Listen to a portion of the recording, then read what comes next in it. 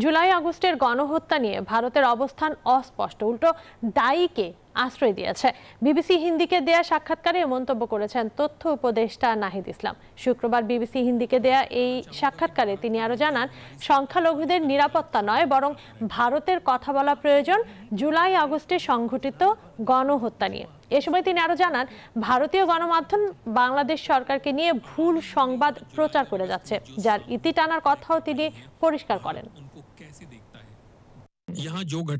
এখানকার সংখ্যালঘুরা আমাদের নাগরিক, তাদের নিরাপত্তা দেওয়া আমাদের দায়িত্ব। এটি নিয়ে ভারতের কিছু বলার দরকার নেই। যেটি নিয়ে বলা দরকার সেটি হলো জুলাই আগস্টের গণহত্যা।